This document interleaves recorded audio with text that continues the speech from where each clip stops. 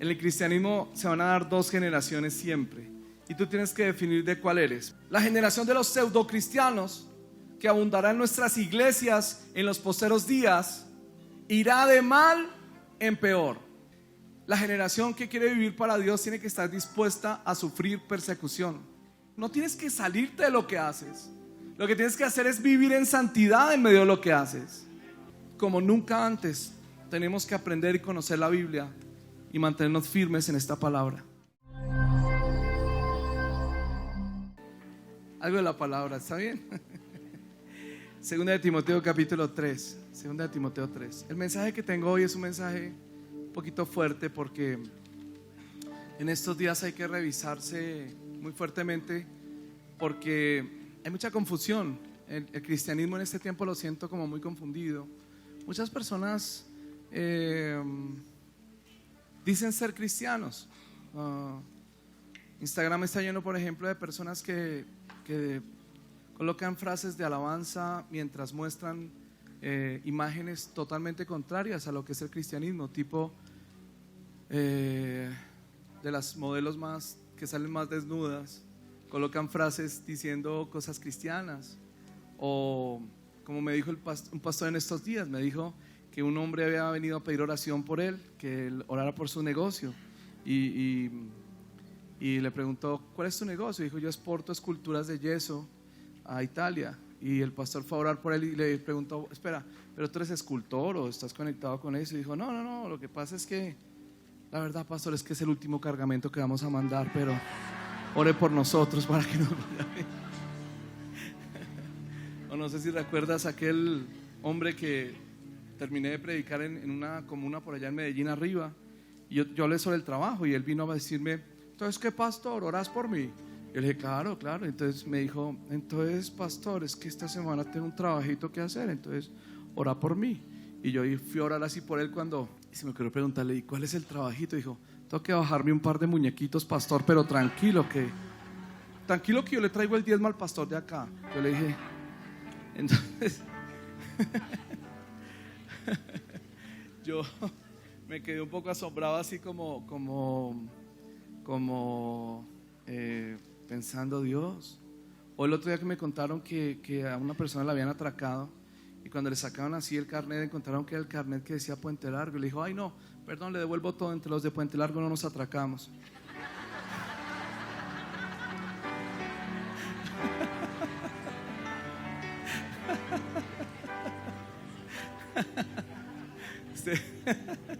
Creo que hay como una confusión en este tiempo, ¿cierto? Hay como una confusión. Entonces, pues esta palabra tiende un poco a colocar las cosas en una perspectiva de fundamentos y a que definamos qué tipo o qué generación somos. En el cristianismo se van a dar dos generaciones siempre, y tú tienes que definir de cuál eres. Vamos a leer, dice Segunda de Timoteo capítulo 3: también debes saber esto, que en los postreros días vendrán tiempos peligrosos.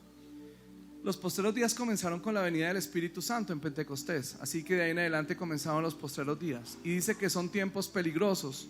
¿Qué es lo que hace de los postreros días tiempos peligrosos? La gente pensaría la inseguridad, no sé, los dictadores de derecha o de izquierda, los cambios en el clima, bueno, en fin, tantas cosas que la gente pensaría, los terremotos en Santander, bueno, en fin. ¿Qué es lo que hace de los postreros días tiempos peligrosos?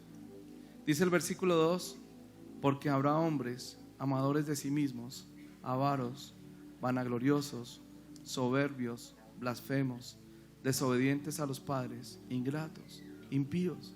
Déjenme resaltar ahí un par de cositas. Dice el versículo 2 que estos hombres viven para amarse a sí mismos, es decir, solo buscan crecimiento personal, solo buscan egolatría, son ególatras. Lo único que les interesa en esta vida es ellos mismos. Ahora, es verdad que es importante tener cuidado de mí mismo. La Biblia dice que debo amar a los demás como a mí mismo, o sea que sí es importante amarme, pero en una medida correcta. No pensar que soy el centro del universo y que todo gira alrededor de mí. Estas personas son ególatras, ¿no? La otra característica que dice ahí, avaros, quiere decir que aman el dinero. Todo lo que hacen es por dinero. La razón por la que viven es por dinero. trabajan por dinero, solo viven para el dinero. Son esas personas que están trabajando 15 días esperando la quincena, solo trabajan por la quincena. ¿Por qué trabajamos nosotros los cristianos? ¿Por la quincena o por qué? ¿Por qué? Por servir, ¿no? Nosotros servimos y la quincena viene como añadidura, ¿o no? Nosotros servimos en los negocios que hacemos y la paga viene como añadidura, ¿no es así? Nosotros servimos en lo que Dios nos pone, no trabajamos por dinero. El que trabaja por dinero se termina convirtiendo en amante del dinero. Ahora mire lo que resulta de eso. Vanaglorioso significa una persona que solo ama la fama, solo busca la fama. Y así como esto podríamos resaltar, mira los resultados de este tipo de gente sin afecto natural. Versículo 3, implacables, o sea, agarran a una persona y la destruyen, no les importa. Calumniadores, se inventan cuentos de la gente y no les interesa. Intemperantes, crueles, aborrecedores de lo bueno. Además son traidores, impetuosos, infatuados.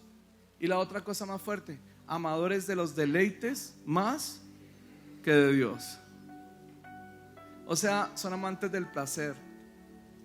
El carácter de los hombres, hombres genéricos, ¿no? Hombres y mujeres de los posteros días, es que han quitado a Dios y se han dedicado a amar tres cosas que yo veo acá: a sí mismos, las posesiones y el placer. Y con tal de tener estas tres cosas, arrastran a su lado lo que sea. No les importa vender a sus propios padres, no les importa robarse las cosas de la casa, no les importa hacer lo que tengan que hacer con tal de obtener estas tres cosas: crecimiento personal, dinero y placer. En el placer, por ejemplo, no les importa dejar las responsabilidades para tener placer. Lo importante es el placer. Ahora, tú dirás, bueno, eso es lo normal de la gente del mundo, ¿no es verdad?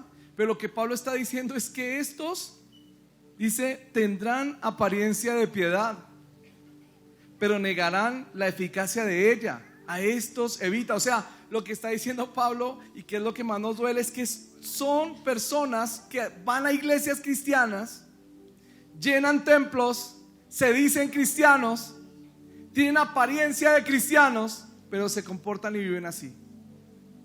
Esa es la gran sorpresa. Dice que se meten en las casas y llevan cautivas a las mujercillas cargadas de pecados, arrastradas por diversas concupiscencias. Estas siempre están aprendiendo, nunca pueden llegar al conocimiento de la verdad. O sea, son mujeres que siempre están recibiendo a hombres y metiéndose en problemas de pecado sexual, inmoralidad sexual, no se pueden detener, pero todo alrededor del cristianismo. ¿Ustedes por qué se acostaron? Estábamos orando y terminamos acostados. Es lo que está diciendo el pasaje. No, es que él vino a darme una enseñanza y terminamos acostados. ¿Lo puedes ver o no? Otra característica de la manera que Janes y Jambres resistieron a Moisés. ¿Se acuerdan de Janes y Jambres? ¿Quiénes eran? ¿Lo recuerdas o no? ¿No? Bueno, te lo voy a decir. Los brujos que estaban con el faraón, que cuando venía Moisés, él tiraba la vara y se convertía en serpiente. ¿Se acuerdan? Entonces los brujos hacían lo mismo. Janes y Jambres. O sea, Janes y Jambres, ¿cómo resistieron a Moisés? Imitando lo milagroso. O sea, estas personas pueden inclusive imitar lo milagroso. Tremendo. Usted no tiene que dejarse descrestar por personas que hagan cosas sobrenaturales, porque aún estos brujos imitaron lo sobrenatural y se hicieron pasar por gente de Dios. Dígale al que está al lado, no todo lo que brilla es oro. Ok. ¿Cuál es el resultado de esta gente? Dice, no irán más adelante porque su insensatez será manifiesta a todos, como también lo fue la de ellos. Y en la otra parte del versículo 13, mas los malos hombres y los engañadores irán de mal en peor, porque engañan y serán engañados. Es una ley de siembra y cosecha. Todo el que engaña terminará siendo engañado, y eso irá de mal en peor. O sea, fíjese que esta generación, que vamos a llamar así, la generación de los pseudocristianos, la generación de los pseudocristianos que abundará en nuestras iglesias en los postreros días, irá de mal en peor. ¿Por qué los tiempos son peligrosos en este planteamiento que está haciendo Pablo? ¿Qué es lo que hace los tiempos peligrosos? Es así, la ciudad está en una corrupción total y cada vez la ciudad se irá corrompiendo más. Pero si la iglesia del Señor es una iglesia santa que se levanta como luz, la ciudad tiene futuro. Porque la iglesia la sostiene, la iglesia la ilumina, la iglesia la sala, la iglesia la transforma. Amén.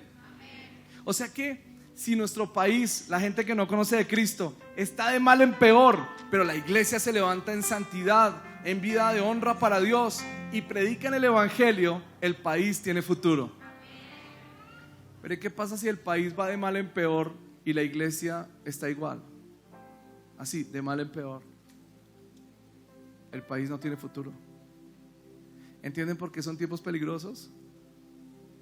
El cristiano tiene que marcar una diferencia. El cristiano tiene que marcar una diferencia. Yo no estoy diciendo que nos metamos todos aquí en el templo. Yo estoy diciendo que tú puedes ser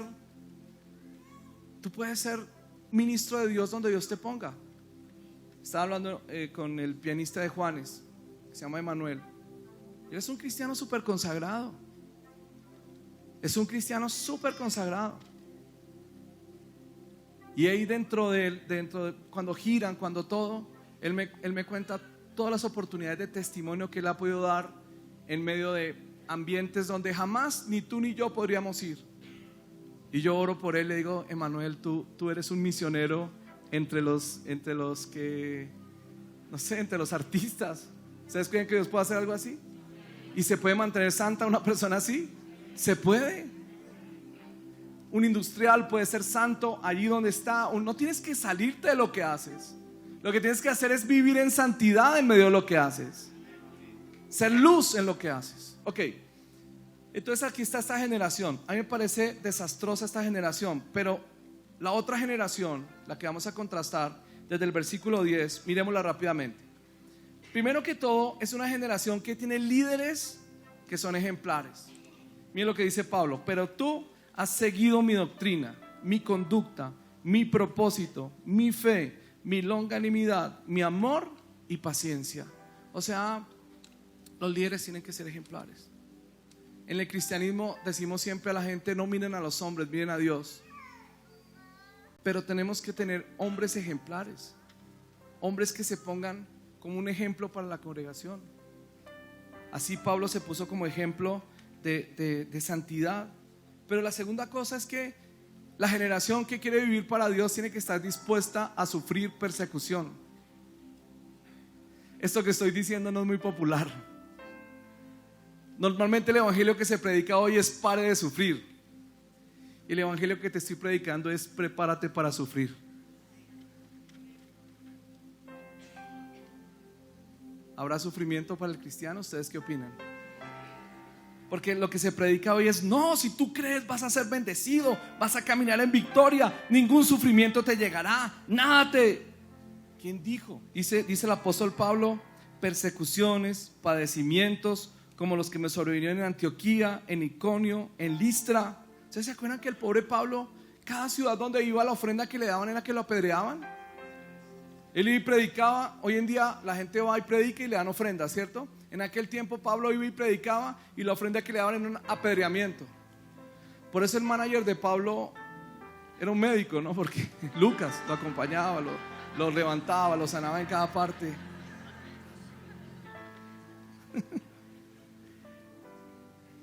Dice: persecuciones que he sufrido y de todas me ha librado el Señor. ¿Por qué va a venir sufrimiento? Se lo voy a explicar. Todos los que quieren vivir, versículo 12, piadosamente en Cristo Jesús, padecerán persecución. Esta es una palabra muy dura. Esta palabra va en contra de lo que se predica en nuestro tiempo. En nuestro tiempo se predica que si eres cristiano, Dios te va a librar de la persecución, Dios te va a librar del sufrimiento, Dios te va a librar de todo. Y yo te estoy diciendo que viene lo contrario, que si eres cristiano vendrá persecución.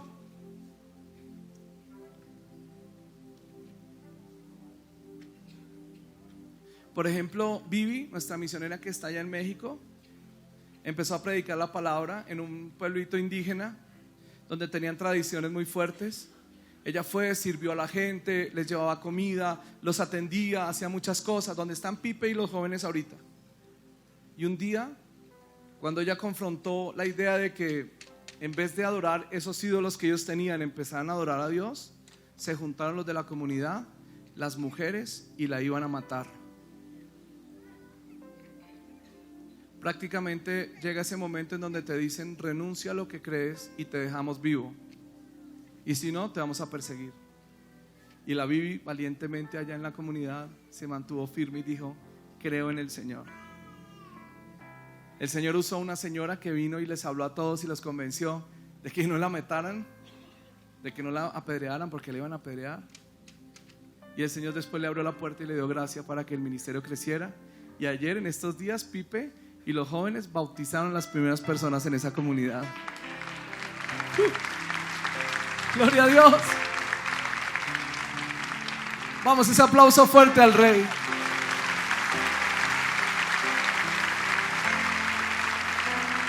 Pero entonces, si nosotros enseñamos a los cristianos a no sufrir, ¿cómo van a mantenerse firmes de las misiones? Dígame una cosa: el joven en la universidad que se levanta y dice, como lo dije yo en su momento: ¿sabes una cosa? No quiero ir a esa fiesta, no quiero ir a rumbear con ustedes el viernes. ¿Por qué? Porque yo me quiero mantener virgen hasta mi matrimonio. Así lo dije yo un día en mi universidad. ¿Y ustedes qué creen? Que mis compañeros van a decir: uy, qué bien, loco, súper bien, lo respetamos, gloria a Dios. ¿Qué te dicen cuando tú dices algo así? Dímelo. ¿Usted es gay? ¿Usted qué le pasa? ¿Usted? Me la montaron hasta decir no más. Por eso mi decisión en la universidad fue empezar a ser discípulos, porque el que se mantiene firme en lo que cree, lo van a perseguir. La chica que se levanta en la universidad a decir: yo creo en el matrimonio, yo me voy a casar, me estoy esperando con el que me casaré, ¿se la van a montar? ¿Sí o no? ¿Alguien se la han montado por mantenerse firme en el Señor? Yo no estoy diciendo que te persigan por ser de izquierda o derecha, que eso es lo que pasa hoy en este día, en este tiempo. No estoy diciendo que te persigan por ser estafador o por ser... Estoy diciendo que te persigan por mantenerte firme en los principios de Dios y en Cristo. Tienes que prepararte. Tenemos que prepararnos, porque en este tiempo, como nunca antes, decir lo que creemos va a traer persecución.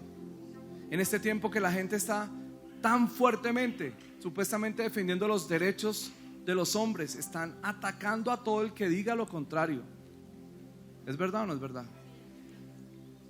Entonces, dígale al que está al lado: prepárate para sufrir. Pero no temas, que el Señor te dará fuerzas para salir adelante. Su poder estará contigo todo el tiempo. Él te dará el poder para resistir y mantenerte firme. ¿Lo crees o no? Apláudelo fuertemente. Apláudelo a Él.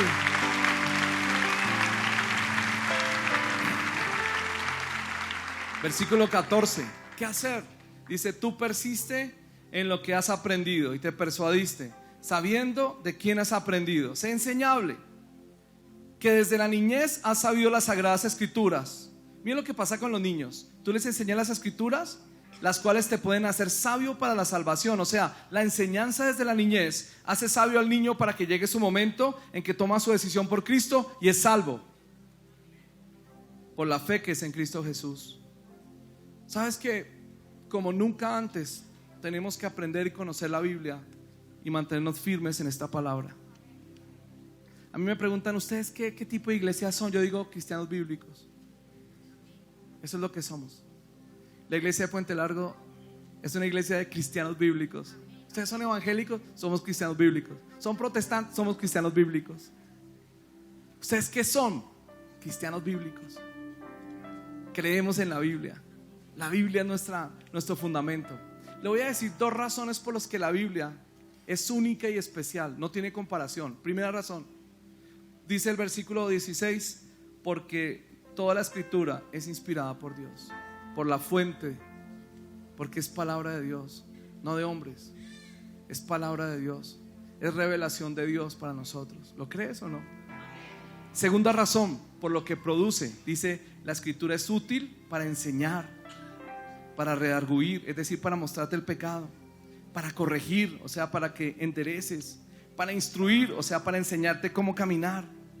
Y lo que produce la escritura es este tipo de generación. Mírelo, versículo 17, a fin de que el hombre de Dios sea perfecto.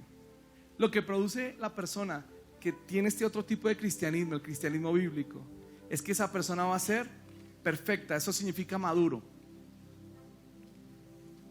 Bueno, los venezolanos no lo cojan por otro lado. No me mires así. Significa una persona que ha llegado a la madurez. Ha llegado a la madurez, enteramente preparado para toda buena obra. O sea, déjeme mostrarle aquí una comparación. Aquí tenemos a gente que es reprobada, o sea, reprobada en cuanto a la fe. Esa es una generación, y están las iglesias llenas de ellos. Por el otro lado está una minoría, tal vez, de gente madura en el Señor y enteramente preparada para toda buena obra. ¿Y tú de cuáles quieres ser? ¿O de cuáles eres?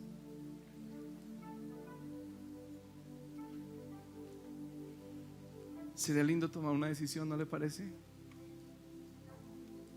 Y tomarla para ti, para tu casa. Yo quiero ser de estos. No seremos tan populares, no nos aplaudirá tanto el mundo. Seguramente que nos criticarán, seguramente que nos darán duro, pero es que a mí no me interesan tanto los aplausos de los hombres. A mí solamente hay unos aplausos que me interesan, que son los de Dios. Esos son los que yo quiero recibir.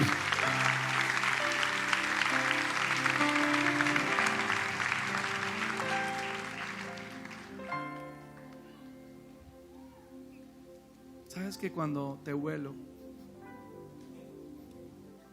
me huele esa santidad? Cuando te miro esos ojos,